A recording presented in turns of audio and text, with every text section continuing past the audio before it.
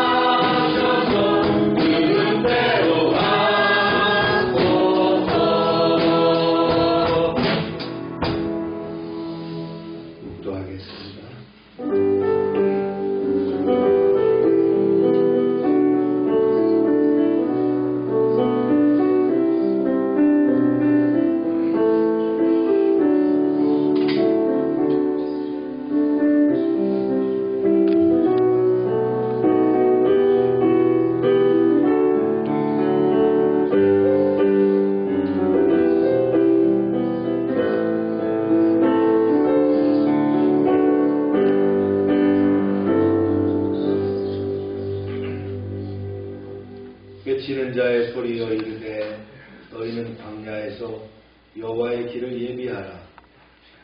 사막에서 우리 하나님의 대로를 평탄하게 하라. 골짜기마다 두두어지며 산마다 언덕마다 낮아지며 고르지 아니한 곳이 평탄하게 되며 험한 것이 평지가 될 것이요 여호와 영광이 나타나고 모든 육체가 그것을 함께 보리라. 이는 여호와의 입이 말씀하시느니라. 말하는 자의 소리여 이르되 외치라. 대답하되 내가 무엇이라 외치리이까 하니 이르되 모든 육체는 풀이요 모든 아름다움은 들의 꽃과 같으니 풀은 마르고 꽃이 시듬은 여호와의 기운이 그 위에 붐이라. 이 백성은 실로 풀이로다. 풀은 마르고 꽃은 시드나 우리 하나님의 말씀은 영원히 서리라 하라. 아멘. 찬양 받으시기에 합당하신 여호와 하나님, 예수 그리스도 십자가 대속의군으로 거듭나게 하시고 부활의 소망 가운데 살게 하심을 감사합니다. 아멘. 오늘 거룩한 주일을 맞이하여 하나님께 나왔사오니 하늘문을 열어주시고 이 예배를 받아 주시옵소서. 아멘. 열방교회 지체들이 소망을 가지고 주님께서 허락하신 은사대로 사역을 감당하며 거룩하고 주일에 쓰심에 합당하며 모든 선한 일에 예비된 일꾼이 되게 하여 주시옵소서. 아멘. 이 시간 저희가 진정과 신령으로 예배하게 하시고 헌신을 결단하고 돌아가는 귀한 시간이 되게 역사하여 주시옵소서. 아멘. 이제 예배의 처음부터 끝까지 주님께서 홀로 주관하시고 영광 받으시기를 원하오며 예수님의 이름으로 기원하옵나이다. 아멘.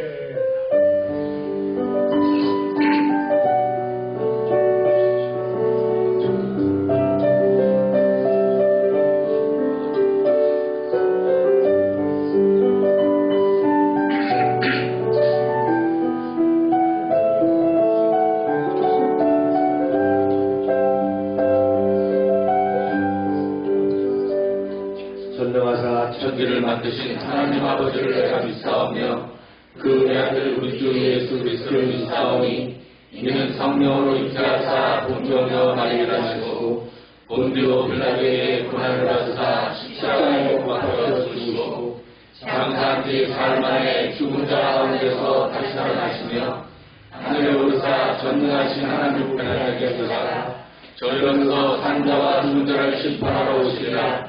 성령을 믿사오며 거룩한 교회와 성도가 서로를 권하는 것과 죄를 사하시는 것과 몸이 사는 것과 영원히 사는 것을 믿사옵나이다. 아멘. 자리에 앉으시기 바랍니다.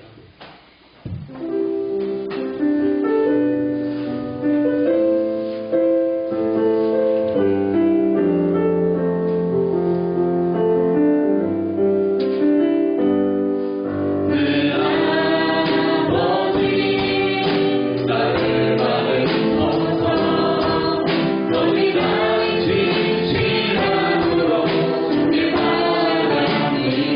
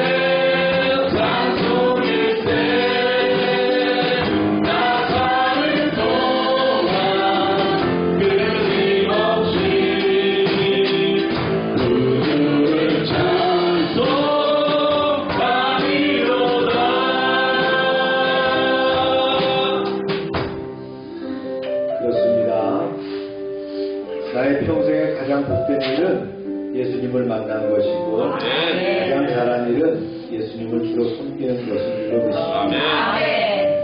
우리가 세상 살아가는 동안에 때로는 험하여서 넘어질 때도 있지만 주의 강한 손이 붙드시고 인도하실 줄로 믿습니다.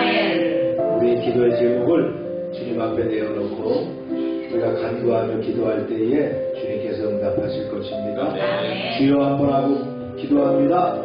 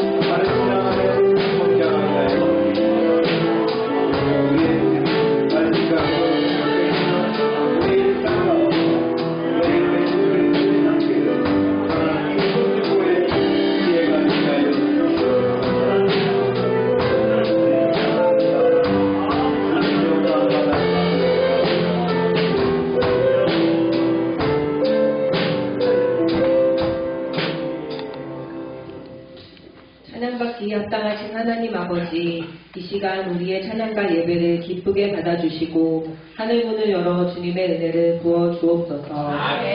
봄이 깊어가며 돼지는 생명의 옷을 갈아입고 나무마다 푸르름이 더해집니다. 이 계절이 주님의 창조하심을 즐거이 증언하듯 우리의 심령도 주님의 은혜로 날마다 새로워지고 성령과 기쁨이 충만하게 하옵소서. 각자의 부산했던 한 주간의 삶을 주님 앞에 내려놓고 참된 회개와 고백으로 나아올 때 주님의 위로와 안식이 임하기를 소망합니다. 우리는 연약하여 날마다 죄짓기를 반복하지만 끊임없이 회개하게 하옵시고 주님의 말씀을 즐거이 묵상하며 주님께 가까이 나아가는 믿음의 자녀들이 되게 하옵소서. 각 가정마다 주님의 인도하심과 평강이 임하기를 원합니다. 부모와 자녀의 관계, 부부의 관계가 존경과 사랑으로 회복되게 하옵소서. 가정들이 오직 주님의 사랑으로 연합되어 함께 예배하고 기도하여 주님께 영광 돌리게 하옵소서. 직장과 일터에서 수고하는 성도들에게 힘과 능력을 주시고 맡은 자리에서 빛과 소금의 역할을 감당하게 하옵소서. 경제적으로 어려움을 겪는 자녀들에게 주님의 공급하심을 허락하시고 감사와 기쁨을 회복시켜 주옵소서. 주님, 대한민국을 위해 기도합니다. 대통령 선거를 앞두고 있사오니 정직하고 겸손하며 국가와 국민을 위해 헌신할 수 있는 지도자가 세워지게 하옵소서. 국방이 강건하여지고 경제가 회복되며 사회적 갈등이 치유되어 화합하게 하옵소서. 이 땅에 다시금 영적 부흥이 임하게 하셔서 하나님을 경외하고 주님의 뜻이 이루어지는 나라가 되게 하옵소서. 주님의 몸된 교회를 위해 수고하고 헌신하는 자녀들이 있습니다. 묵묵히 섬기는 손길들을 기억하여 축복하여 주시고 주님의 기쁨이 충만하게 하옵소서. 생명의 복음을 전하기 위해 세계 각지에 흩어져 선교의 사명을 위해 힘쓰는 선교사님들을 기억하여 주옵소서.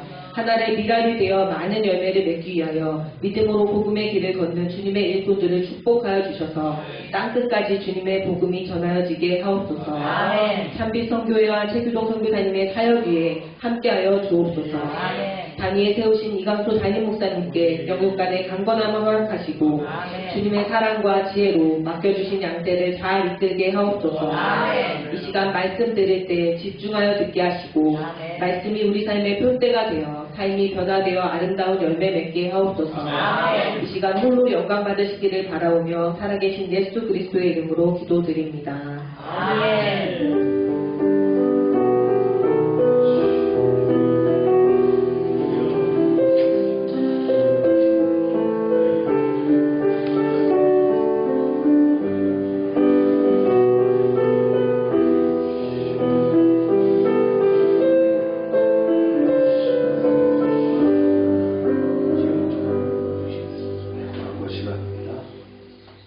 다음 주일은 어린이 주일이고요. 그 다음 주일은 어버이 주일이 되겠습니다. 늘 기도하며 또 전도를 생활하길 바라고요. 특히 열심히 해주시고요. 우리 청소년들 몇 명 안 되는데 제 시간에 맞춰서 아침 썬데이 스쿨에 올 수 있도록 믿음을 조정해 주시길 바랍니다.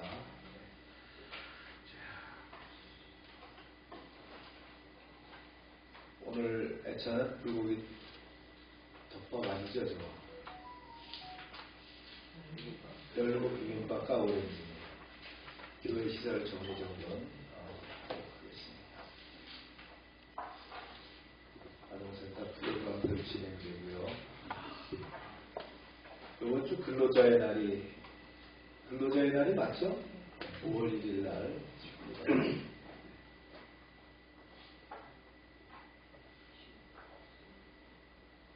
이후 PNS도 5월 1일 날 쉽니까? 김현희 집사님, 이후 PNS도 5월 1일 날 쉬어요? 네? 원래 없는 날이에요? 네, 일을 안 하는데 다른 직원 몇 명은 쉬는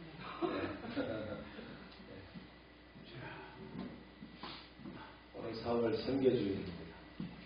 최규동 선교사님 어제 문자 왔는데 사진도 많이 보내주셨는데 제가 안 올렸어요. 많은 활동들을 하고 계시더라고요. 학교 성경 공부도 하고 아이들 프로그램도 하고 망향적 사역을 많이 하시는 것 같아요. 만브라와에 있는 숙소는 이제 아이들 기숙시설로 만들어놨고 지금도 작업을 조금씩 하고 있더라고요. 아이들 몇 명 수용할지 모르겠는데 어려운 사역인데 잘 준비하고 계신다. 읽어보겠습니다. 시작. 모든 것이 합력하여 성을 이루느니라. 말씀을 읽겠습니다. 시작. 야곱과 함께 각각 자기 가족을 데리고 애굽에 이른 이스라엘 아들들의 이름은 이러하니 르우벤과 시므온과 레위와 유다와 이스라엘과 스불론과 베냐민과 단과 납달리와 각각 아세리요 야곱의 허리에서 나온 사람이 모두 70이요 요셉은 애굽에 있었더라. 요셉과 그의 모든 형제와 그 시대의 사람은 다 죽었고 이스라엘 자손은 생육하고 그러나 번성하고 매우 강하여 온 땅에 가득하게 되었더라. 하나님 감사합니다.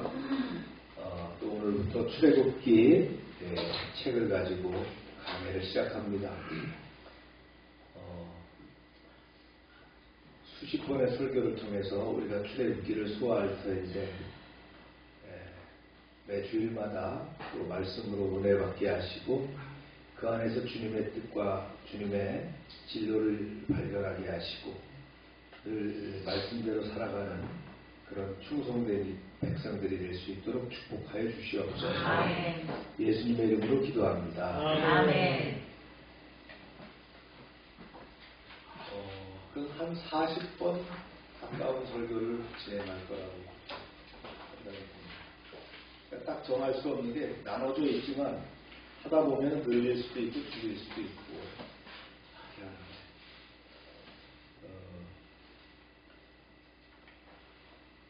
저희가 설교를 하면은 같은 그 문맥을 3번 정도를 제가 짚어주는 겁니다. 처음에는 강해식으로 얘기하고 그거를 정리해서 말씀드리고 적용으로 하고 그렇죠? 그래서 이게 여러분들이 한 번 이렇게 설교를 들을 때에 어쩌면 3번에 반복하는 그런 효과를 갖고 오는 내용들인데 그냥 뚜루루 듣지 마시고 구호에 나와 있는 내용과 비교해 가면서 여러분들이 꼼꼼히 보시고 하시면 여러분 신학교에서 공부하는 만큼 좋은 성과가 있을 거라고 믿습니다. 좀 설교에 집중해 주시고요. 제가 설교문을 쓸 때 한 문장 한 문장을 다듬고 필요한 말들을 정리해 갑니다.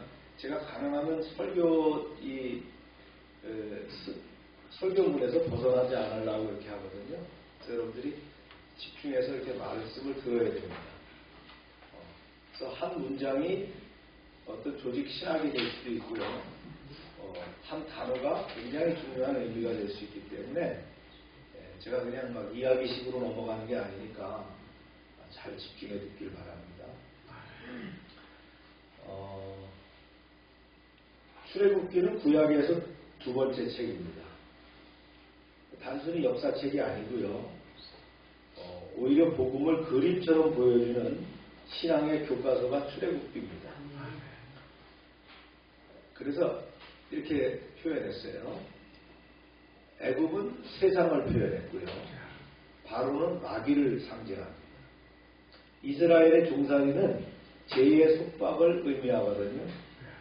그리고 이제 우리가 앞으로 배우게 될 어린 양의 피로 구원받고 홍해를 건너고 광야를 지나 가나안으로 향하는 이 여정이 바로 뭐냐? 구원의 여정이다. 그래서 이 모든 것이 하나님 나라 백성의 삶이 이렇다라는 것을 보여주는 것이 출애굽기다라고 이해하면 되겠습니다. 좀 이렇게 개관을 좀 설명해 드리면요. 출애굽기라는 이름의 의미가 있어요. 출애굽기는 영어로 쓰면은 엑스디우스입니다. 헬라어 70인역에서 비롯된 거거든요. 이 70인역이라는 말을 이제 신학을 공부하면 많이 배우게 돼요. 70인역이 뭐냐면 구약은 히브리말로 써잖아요. 그렇죠? 이 성경을 보면 히브리말로 쓴 것도 있고 아람어로 쓴 것도 있고 그 다음에 헬라어로 쓴 것도 있고 여러 가지가 있어요. 근데 사람들이 시대가 바뀌면서 그리스 문명의 시대, 로마 문명의 시대를 바뀌면서 문자를 사용하고 말을 하다 보니까 히브리 말을 잊어버리게 됐어요. 그래서 히브리 백성들에게, 이스라엘 백성들에게 좀 더 성경을 잘 알게 해주기 위해서 쓴 것이 구약을 뭘로 썼냐면 헬라어로 쓴 것이 셉투아진트라고 하는 70인역입니다. 성경을 연구하는 데 굉장히 중요하거든요. 거기에 뭐라고 되어 있느냐? 엑스디우스라고 되어 있다는 거예요. 탈출 혹은 나오는 길 이런 뜻으로 명시가 되어 있다. 그런데 히브리 원래 제목은 뭐냐면요. 히브리 원래 제목은 이렇게 되어 있어요. 이들이 그들의 이름이라 이런 뜻이에요. 이들이 그들의 이름이라. 왜 그랬을까요? 야곱의 아들들이 쭉 이름이 나오잖아요. 그래서 그걸 그대로 이게 따거든요. 그러다 보니까 이들이 그들의 이름이라는 뜻의 쉐모트가 되었다. 쉐모트. 그러나 이제 헬라어 엑소디스는 단순히 이동이 아닌 죄와 억압에서 자유로 나아가는 구원의 출발을 의미한다. 예수님도 자신의 죽음을 엑소더스라고 표현을 했어요. 어디서 했냐면요. 누가복음 9장 31절에 보면 영광 중에 나타나서 장차 예수께서 예루살렘에서 별세하실 것을 말하세요. 별세라는 뜻이 엑소디스거든요. 이것은 뭐예요? 끝이 아니고 하나님의 나라로 향하는 새로운 출발이라는 것을 말해주는 거예요. 우리 역시 삶 속에서 엑소더스를 경험하게 됩니다. 죄와 억압, 상처, 눌림에서 벗어나서 하나님이 준비하신 더 나은 삶으로 나아간다. 그게 바로 뭐예요? 엑소더스라. 저자가 누구죠? 저자는 모세입니다. 성경의 여러 곳에서 보면 하나님이 모세에게 기록하라라고 했거든요. 그래서 그걸 기록해서 쓴 것이 바로 이 책이라. 그럼 모세 혼자 다 썼을까? 그렇진 않다고 봅니다. 모세를 따르는 학자들이 있겠죠. 그렇죠? 그 사람들과 같이 써나갔을 거라고 생각해요. 모세 혼자 피를 들어갖고 막 다 쓴 내용이라고는 보지 않는다는 거예요. 그러나 전체적으로 모세가 썼다는 거예요. 아멘입니까? 신약에서도 예수님과 사도들이 이를 인정했어요. 몇 군데에서 보면 예수님도 모세가 쓴 구약이라는 것을, 그 오경이라는 것을 말씀하셨어요. 비록 후대의 자유주의 신학이 모세 저작서를 부인했지만 고고학적인 발견이라든가 신학적인 일관성은 저자가 모세라는 것을 분명히 하고 있습니다. 모세는 몇 살까지 살았다고요? 모세처럼만 살기를 축복합니다. 120살이에요. 120살 생애 중에서 나눠져 있죠. 40년은 어디서 살았어요? 애굽에서. 40년은 미디안 광야에서. 40년은 뭐 했어요? 출애굽해가지고 다시 그 광야로 나와서 백성들과 함께 살았죠. 그래서 마지막 40년 이때가 언제냐? 1446년 BC. 지금으로부터 얼마나 됐어요? 3500년 전 얘기죠. 그때 이것을 기록하기 시작했다. 그래서 하나님께서는 인류 최초로 문서 계시를 모세에게 주셨어요. 그래서 구원과 진리를 후대에게 명확하게 전하도록 하셨다. 그것이 바로 모세 오경입니다.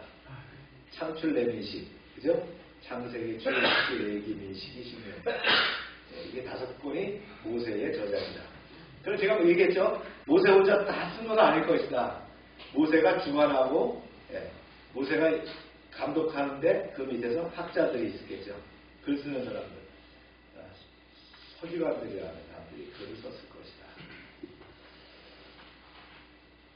그래서 좀 아는 척하는 사람들은 어떻게 성경이 다 모세가 썼습니까? 이렇게 하는데 제가 미리 얘기하는 거예요.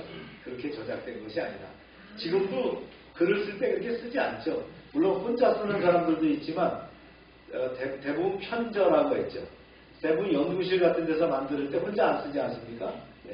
그 연구진들이 같이 글을 써갖고 취합해가지고 이렇게 만들어지는 거예요.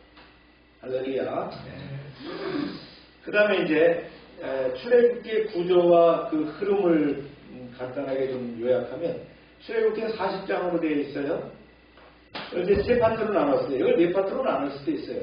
시내산 내용을 2개로 나눌 수도 있어요. 율법과 이제 성막으로 나눌 수도 있는데 먼저 이제 애굽에서 종살이 할 때가 13장 16절까지거든요. 여기에 이제 나오는 것이 모세가 등장하면서 10가지 재앙, 또 그 다음에 유월절을 통해서 구원의 역사가 시작되는 거, 이런 내용들이 이제 이렇게 진지하게 배우게 되고요. 근데 광야 여정이 나오죠. 홍해를 건넙니다. 수르 광야를 나고요. 마라에서 쓴물을 만나고요. 엘림 숲을 가고요. 신광야, 르비딤을 통과하고요. 여기서 하늘에서 만나가 내리고 또 무리바에서 물이 터지고요. 그렇죠? 생명을 돌보시는 백성을 인도하시는 그런 내용들이 쭉 진행돼요. 흥미진진하죠?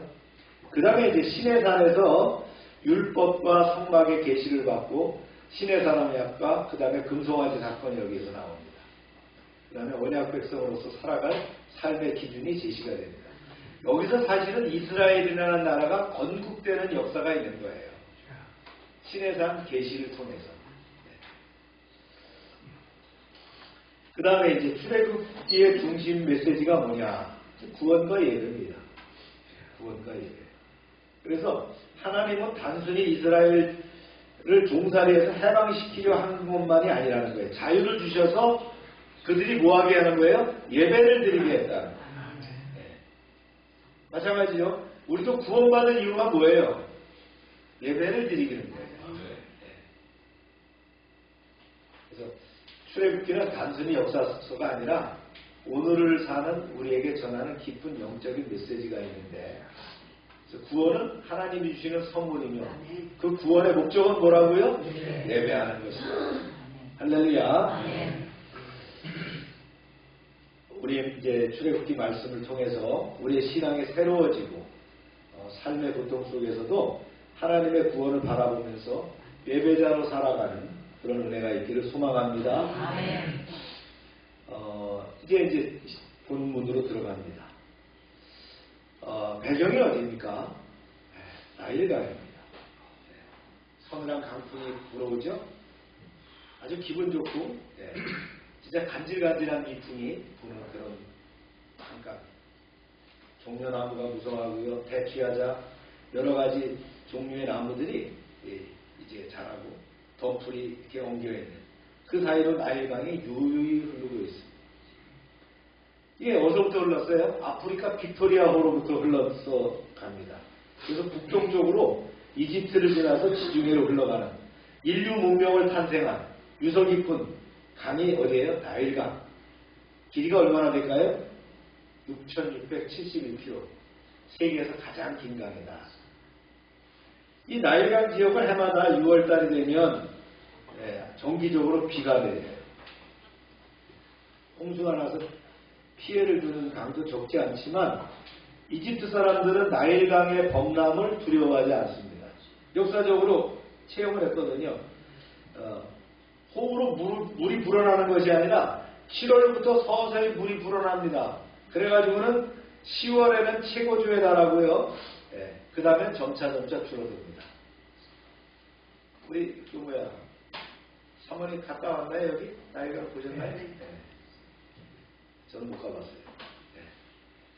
한번 가봐야 될 텐데 좀 때가 좋아지면 한번 갈 수 있겠죠? 사람들이 물이 불어날 때에 피해갑니다. 그러다가 물이 이제 빠지면 돌아와가지고 이제 비옥한 땅, 비옥해졌잖아요. 물이 그냥 확 쏟아나왔거든요. 이 거름이 되는 건 확 쏟아왔기 때문에 거기서 농사를 지면 잘 되는 거예요. 그래서 나일강은 어머니 같은 생명의 강이라고 합니다. 이집트의 이 풍성한 땅에 언제부터 사람이 살았을까? 언제부터 여기에 사람이 살았느냐? 기원전 3200년경에 이집트 남부에서 함족이 나일강 위역에 정착하면서 고대 이집트 문명이 탄생합니다. 강물이 범람하다 보니까 이걸 치수하다 보니까 천문학과 수학이 발달합니다. 그리고 기름진 흙은 함족에게 거대한 농경지를 만들어줬어요. 또 어부들에게 풍부한 어족자원을 제공했죠. 이런 농산물들은 그리스와 로마로 수출할 수 있었어요. 그래서 나일강은 뭐라고 했다고요? 어머니의 강이라. 자연이 주는 선물이라고 했어요. 이 강 안에서 4대 문명이 고대 이집트 문명이 탄생하게 되었다. 그런데 이 이집트 안에서 아주 비옥한 땅이 있어요. 나일강에서. 어디입니까? 바로 고센 땅이죠. 나일강 삼각주에 속한 부분이 고센이에요. 다른 이름으로는 소환절이라고도 성경에 나오고요. 이게 땅의 언덕이라는 뜻이거든요. 그래서 고센 땅은 아주 비옥하고 풀이 많아서 목축하게 딱 알맞은 땅이에요. 요새 당시에도 바로죠. 바로는 뭐라 그러냐? 고센 땅을 이끌어서 이집트 영토 중에서 가장 비옥한 땅이다 그랬어요. 여기 고센 땅에 한 부족이 자리 잡게 됐는데 이게 언제냐? 주전 1876년. 아브라함과 이삭과 야곱의 우선 히브리 부족이죠. 네. 수백 년 전 이제는 전설처럼 들리지만 요셉이라는 노예 신분의 한 히브리인이 애굽의 전국 총리가 됩니다. 그래서 이제 7년의 풍년과 7년의 흉년이 들었고 그때 자기 가족들을 가나안으로부터 데리고 오게 되죠. 그리고는 자리 잡게 됩니다. 이 고센 땅은 이집트 변방에 기름진 목젖인데 요셉 당시 바로는 이 왕실 소유의 가축을 관리하는 명목으로 이곳에 자리 잡도록 했다는 말이죠. 이때 이제 보면은 성경에 보면 그런 얘기가 있어요. 전통적으로 농경민이었던 애굽 사람들은 목자, 소를 키우고 양을 키우는 이 사람들을 교양 없고 거칠기만 한 야만성이 강한 그런 사람들이다라는 편견을 갖고 있었어요. 그렇죠? 농경 문화는 어떻게 모여서 살잖아요. 그 다음에 목축 문화는 흩어져 살잖아요. 모이다 보니까 뭐가 생겨요? 학교도 생길 것이고 시장도 생길 것이고 문화가 형성되니까 좀 더 진보된 거죠. 그러니까 목축하는 사람들은 우습게 봤다 이런 얘기예요. 이런 경향을 갖고 있었다는 거예요. 근데 오히려 히브리 부족에게 이 광활한 목축지 고센 땅을 내줌으로 해서 히브리 사람들이 짧은 기간에 엄청난 번영을 누릴 수 있는 행운을 안겨줬다. 또 하나의 유익이 뭐냐면요. 히브리 민족의 혈통과 언약 신학을 보존할 수 있었다는 거예요. 왜냐하면 이 애국 사람들하고 구별을 살다 보니까 이게 섞이지 않았죠. 그러다 보니까 순수하게 이스라엘 민족들의 그들의 전통 신앙과 그 다음에 그들의 모든 문화가 유지될 수 있었다. 이게 아주 특징적인 그런 차이가 있습니다. 그래서 히브리 유목민족들은 고센 땅에서 하나님을 예배하면서 그분의 약속을 기대하면서 조상 대대로 이어져 왔던 선민의식을 지킬 수가 있었어요. 아마 이집트 사람, 애국 사람들이 왕래하는 자유로운 곳에 있었다면 아마도 야곱의 후손들은 하나님의 언약 백성이라는 그런 민족의 그 정체성을 훼손하거나 혼합되거나 잊어버릴 수도 있을 거라는 거예요.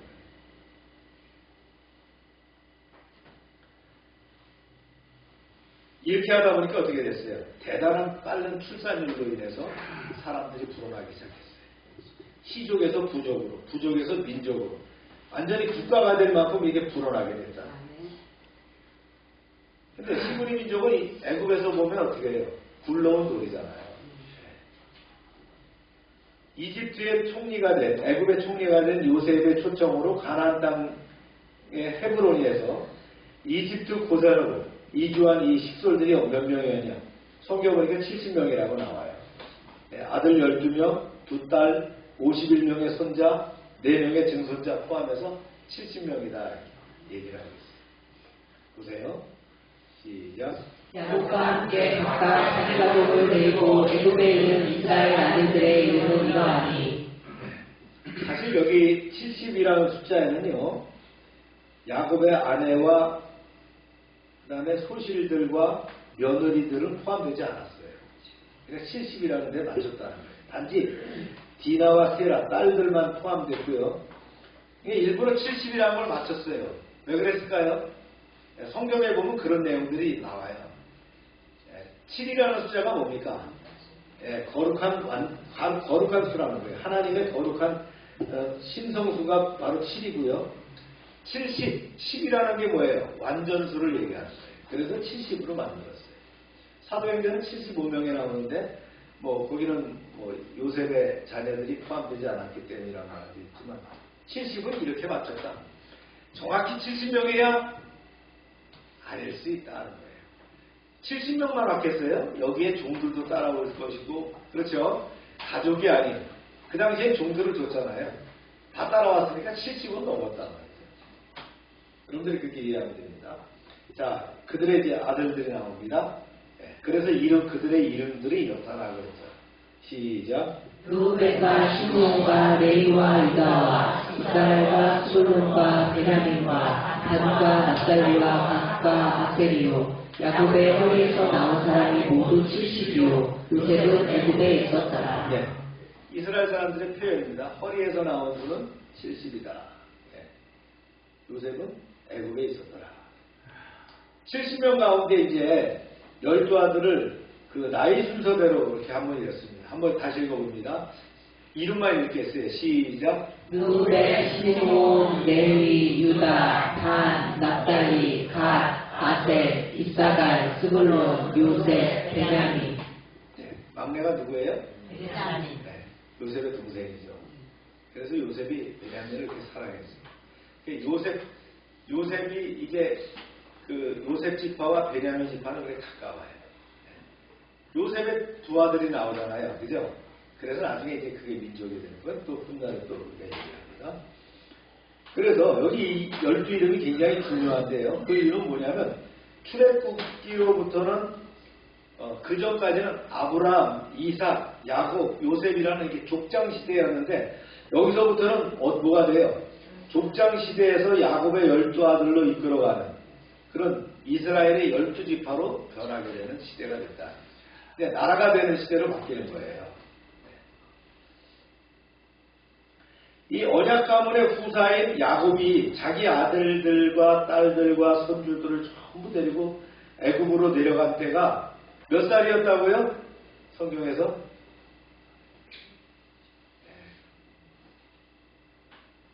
130살이라고 했어요. 몇 살이냐 누가 물었어요? 바로가 물었죠. 그랬더니 130. 험한 인생을 살아왔다라고 고백하지 않습니다. 130살이었어요. 이때가 언제냐? BC 1876년입니다. 그때 애굽의 총리가 된 요셉의 나이가 몇 살이었다? 39살이었어요. 나일강 삼각지대 북부 이집트의 고센 땅에 정착해서 야곱은 그곳에서 17년을 더 살았어요. 그럼 몇 살에 죽었어요? 147세에 죽었어요. 그리고 이제 부친 야곱이 죽은 후에 요셉도 54년을 더 살다가 향년 110세를 죽습니다. 좀 일찍 죽었죠? 네. 이때가 언제냐? BC 1805년입니다. 그리고 세월이 흘러서 요셉의 다른 형제도 다 죽고 야곱을 따라서 애굽으로 내려갔던 사람이 전부 다 죽었어요. 자, 말씀 한번 볼까요? 시작. 요셉과의 모든 형제와 그 시대 사람은 다 죽었고 이스라엘 자손은 행복하고 그러나 번성하고 매우 강하여 온 땅에 가득하게 되었더라. 야곱이 식도를 이끌고 이집트 땅에 내려간 때로부터 350년이 흘렀어요. 그러니까 1876년에 들어가고 1526년이 되니까 350년이잖아요. 성경 정확합니다. 네. 그래서 이때가 되니까 어떻게 해요? 야곱의 후손들이 엄청나게 불어나서 고센 전 지역이 가득 찰 정도로 채워졌다는 거예요. 출애굽 당시가 BC 1446년이니까 이때 20세 이상의 장정이 몇 명이라고 성경에 나와요? 60만이 됐다. 60만. 그러면 남녀노소를 포함하면 전체가 한 200만 명이 돼요. 200만 명 정도면 뭐예요? 한 나라가 되는 거예요. 그렇게 됐다. 이처럼 이스라엘 인구가 급속도로 번창하게 된 것은 뭐예요? 하나님의 언약의 후사인 아브라함과 이삭과 야곱에게 후손의 번영에 대해서 약속하신 대로 복을 주신 결과다. 아멘. 할렐루야. 아멘. 자, 요약 정리를 합니다. 창세기와 출애굽기 사이에는 400년의 침묵 기간이 있었어요. 여러분 이렇게 얘기하시면 아시겠어요? 네, 창세기와 출애굽기 사이에는 400년의 침묵 기간이 있어요. 왜요? 약 400년 동안, 정확히는 아닙니다. 400년이. 네, 400년이 좀 더 돼요. 400년 동안의 침묵기가 있었다는 건 뭐냐면 그들이 애굽에 가 있는 동안에 기록이 없어요. 그 다음에 또 이제 제가 질문합니다. 언제 또 성경에 침묵기가 있었을까요?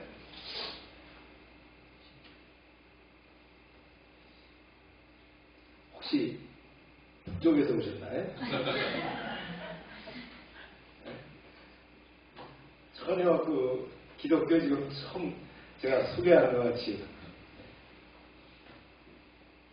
말라기로부터 복음서가 시작되는 마가복음이 나오기까지 400년이 있잖아요. 창세기와 출애굽기에 400년이 있고요. 그 다음에 중간기라고 하는 말라기로부터 400년이 있다고 해요. 참고로 알고 계시면 돼요. 출애굽기 첫 장인 본장은 먼저 1절에서 7절에서 창세기 46장 8절에서 27절에 애굽 이주 1세대 명단을 재수록합니다. 출애굽기 시대의 역사와 선조들의 역사를 단도직입적으로 연결하고 있어요. 그래서 본문은 애굽으로 이주한 야곱의 번속과 후손의 번영상이 기록되어 있어요. 따라서 창세기와 출애굽기를 연결하는 고리 역할을 하는데 몇 가지 특징을 볼 수 있는데, 첫 번째가 이스라엘의 애굽 체류 400년의 기간은 이스라엘 민족 형성기예요. 곧 아브라함, 이삭, 야곱으로 이어진 족장 중심의 구속사가 언약 민족 또는 언약 국가 중심의 구속사로 확대 출발하기 위한 준비 기간이었다는 거예요. 무슨 말씀인지 아시겠죠? 이게 바뀌는 거예요, 이렇게. 둘째는요, 출애굽할 백성이 누굽니까? 야곱의 후손, 곧 언약의 백성 이스라엘이 됐다는 거예요. 셋째는요, 하나님의 언약에 신실하신 분으로, 하나님은 언약에 신실하신 분으로 한 번 맺으신 언약, 창세기 15장 13절에서 16절에 나오는 언약, 그 언약의 후손을 통해서라도 때가 되면 반드시 성취한다. 하나님은 언약하신 것은 어떻게 한다고요? 성취하신다. 주님이 내게 주신 언약은 말씀하신 것은 성취하신다. 내게 말씀하신 것, 내가 기도하며 간구하며 나아간 것들 주님이 들으셨죠? 성취하신다는 거예요. 때로는 내가 기도하며 간구하는 것들을 주님께서 말씀하셔요. 내가 내 기도를 들었다. 그대로 될 것이다. 그래서 기도를 정확하게 주님의 뜻대로 방향을 잘 잡아가야 돼요. 성취하시는 분이시기 때문에. 할렐루야.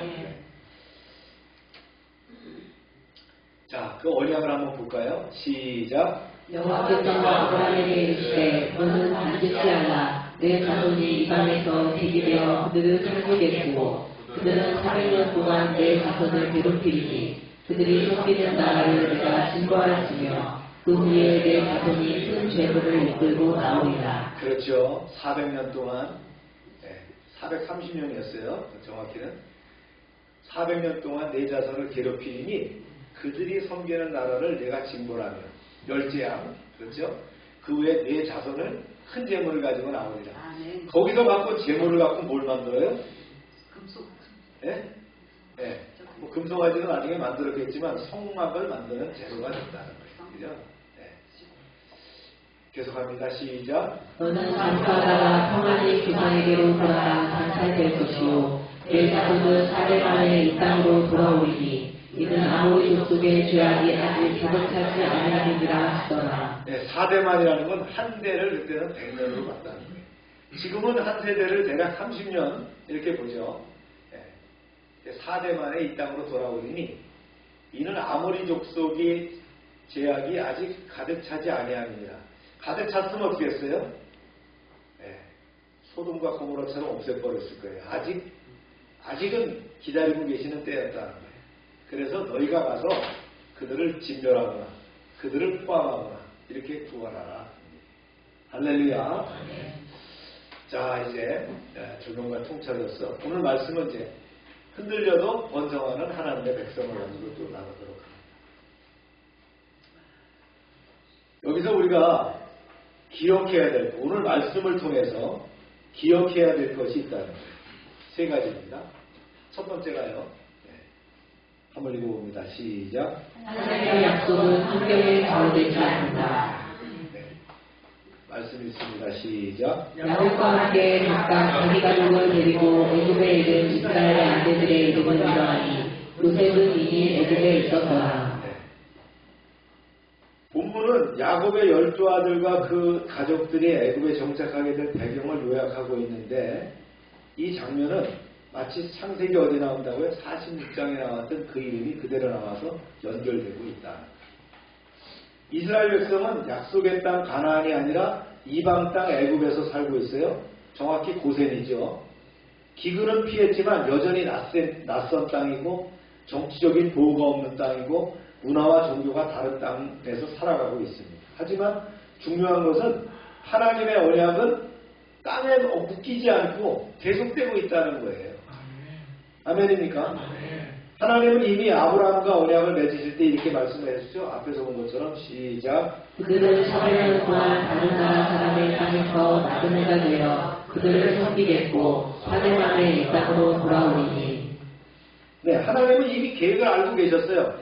그 시간조차도 하나님의 섭리 속에 있었다. 아멘. 이처럼 하나님의 약속은 환경에 흔들리지 않습니다. 우리가 얘기하지 못한 상황에 놓이더라도 우리의 삶의 자리, 상황, 감정이 어떻든 간에 하나님은 여전히 그 계획을 밀고 가고 계신다. 지금 우리의 삶이 낯설게 느낄 수도 있어요.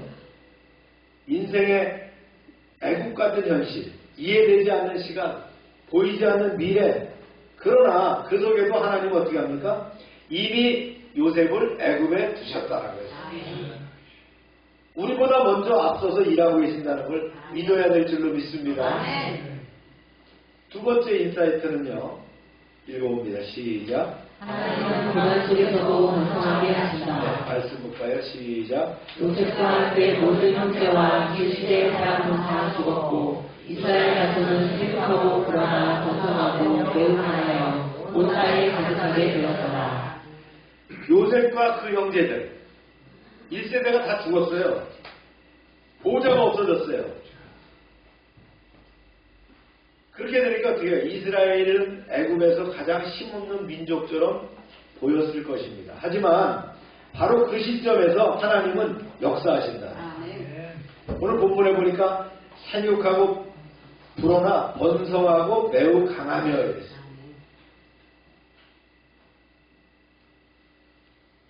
그렇죠? 불어나서 번성하고 매우 강했다. 이 문장은 어디 또 나오냐면 창세기 1장 28절에 아담에게 주신 그 복을 반복하고 있거든요. 보면요. 생육하고 번성하여 땅에 충만하라. 그 말이 그 말이잖아요. 그죠? 또한 창세기 35장 11절에 야곱에게 주신 약속의 말씀이 있어요. 뭐라고 했어요? 나는 전능한 하나님이라. 생육하고 번성하라. 그렇습니다. 하나님은 자자손손이 하나님을 믿는 백성들에게 생육하고 번성하라고 하시는 거예요. 이 말씀이 우리에게도 계속되는 것을 믿으십니까? 네. 하나님은 창조 때부터 복을 주시는 분이시고 그 복은 고난과 박해 속에서도 여전히 작동하고 있다. 여기서 주목할 단어가 뭐예요? 매우 강하여. 이건 단순히 수적인 증가가 아니에요. 정체성과 내면의 강인함까지 포함한 표현인데 외형적으로 번성함과 아울러 영적인 영향력이 확장되고 있다라는 거예요. 사랑하는 여러분, 우리 삶에는 지도자 요셉과 같은 든든한 존재가 없을 수도 있어요. 기댈 만한 사람도 없고 자원이 없을 수도 있어요. 그러나 하나님은 환경과 사람의 제한을 받지 않습니다. 고난 중에 있는 이스라엘 백성이 번성하게 하신 하나님은 지금도 우리를 통해서 반드시 열매를 맺을 것이라는 것을 확신합니다. 세 번째 인사입니다. 네, 시작. 믿음의 공동체는 세상 가운데서도 영향력을 발휘한다. 그래서 이렇게 했죠. 네, 시작. 온 땅에 가득하게 되었더라. 이 짧은 구절에서 단순히 인구 증가만을 얘기한 것이 아니에요. 이제 이스라엘이 무시할 수 없는, 그 땅에서 무시할 수 없는 존재가 되었다는 거예요. 문화적, 사회적 영향력을 주기 시작했어요. 실제로 이어지는 8절부터는, 우리가 이제 다음 주 배우는 8절부터는 애굽의 새로운 왕이 이스라엘을 경계합니다. 이는 마치 예수님이 교회에 주신 사명과 맞닿아 있어요. 보세요. 시작. 너희는 세상의 소금이요 세상의 빛이라. 하나님의 백성은 숫자가 많아서 역량이 생기는 것이 아니에요. 정체성을 지키면서 말씀대로 살아갈 때 세상 한가운데서 빛을 발하게 된다. 오늘날 교회는요, 점자 세상에서 작아지는 것처럼 보일 수 있어요. 그러나 하나님의 백성은 숫자가 아니라 하나님의 임재와 말씀 안에 뿌리를 내릴 때 영향력을 가진다는 거예요. 오히려 커지면은요, 약해질 수 있어요. 흩어질 수 있어요. 세상은 교회를 점점 미워할 수 있습니다. 그러나 우리 공동체가 거룩을 지키면서 살아간다면 하나님은 우리를 통해서 세상을 흔드는 생명의 열매를 맺게 할 줄로 믿습니다. 근데 결론적으로 오늘 세 가지 말씀을 얘기했어요. 하나님의 약속은 환경에 좌우되지 않는다. 하나님은 고난 속에서도 번성하게 하신다. 믿음의 공동체는 세상 가운데서도 영향력을 발휘한다. 하나님의 백성은 어디에 있든지 하나님의 계획 안에 있습니다. 우리는 어디에 있든지 하나님의 계획 안에 있음을 믿으십니까? 고난을 자리도 낯선 환경도 하나님께서 생육하고 번성하시는 터전이 될 수 있습니다. 지금 우리가 어디에 있든 어떤 상황에 있든 하나님은 어떻게 하신다고요? 여전히 끊임없이 일하고 계신다는 것을 확신하시기를 축원합니다. 기도합시다.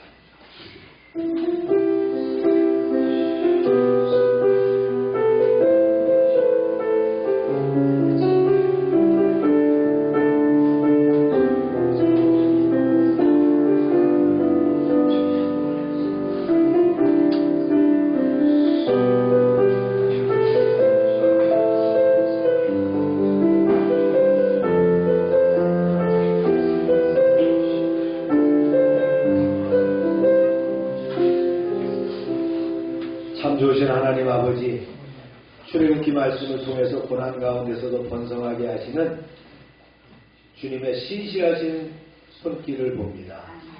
낯선 땅에서도 지도자가 없는 상황에서도 역사하신 주님을 기억합니다. 우리도 때로는 흔들리는 자리에 있습니다. 그러나 그 속에서도 하나님은 여전히 일하시고 계심을 믿습니다. 주여, 우리의 삶 가운데 생육하고 번성하게 하소서.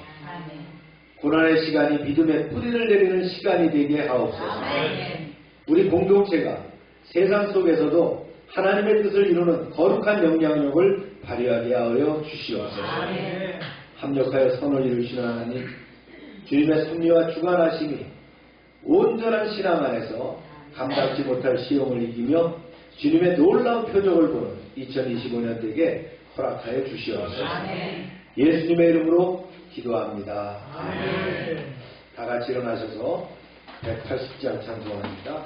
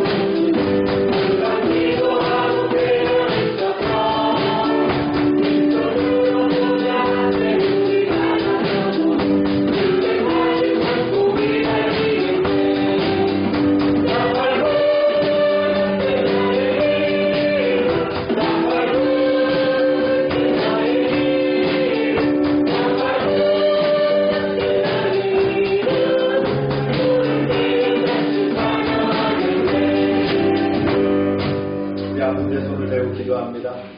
하나님, 이 시간 치료를 위해서 기도합니다.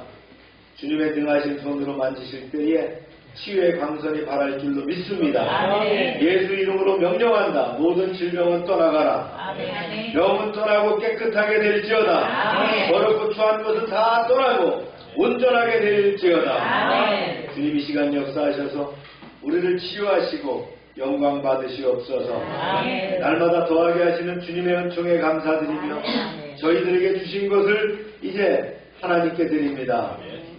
이 구별한 물질 중에 주님 함께하여 주시옵소서. 아멘. 10의 1조를 드릴 때 약속의 말씀대로 채워주시옵소서. 아멘. 선경금, 작정된 예물, 또 감사예물을 드릴 때 30배, 60배, 100배로 넘치게 부어주시옵소서. 아멘. 하나님의 말씀을 삼가 듣고 그 모든 명령을 지켜야 하는 하나님의 백성을 축복하사 세계 모든 민족 위에 뛰어나게 하여 주시옵소서. 아멘. 하나님의 말씀을 순종하면 모든 복이 우리에게 그대로 미칠 줄로 믿습니다. 아멘. 성읍에서도 복을 받게 하시고 들에서도 복을 받게 하시며 몸의 소생과 토지의 소산과 짐승의 새끼가 복을 받을 것이며 이제 광주리와 떡반죽 그릇이 복을 받을 것이며 들어와도 복을 받고 나가도 복을 받게 하여 주시옵소서. 아멘. 대적이 일어나 치료할지라도 저들이 한 길로 왔지만 7길로 도망가게 하여 주시옵소서. 아멘.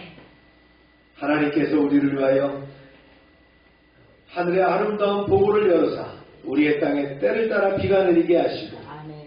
우리의 손으로 하는 모든 일에 복을 주셔서 많은 사람들에게 나누며 베풀게 하시고 머리가 되고 꼬리가 되지 않게 하시며 위에만 있게 하시고 아래에 있지 않게 하여 주시옵소서. 아멘. 저희가 드리는 이 물질이 하나님이라는 데 귀하게 쓰여지게 하시고 쓰이는 곳마다 하나님의 영광과 역사하심이 나타나게 하여 주시옵소서. 아멘. 이제는 우리 주 예수 그리스도의 은혜와 하나님 아버지의 크신 사랑과 성령의 교통하심이 이제로부터 영원토록 함께 하시기를 축원하옵나이다. 아멘.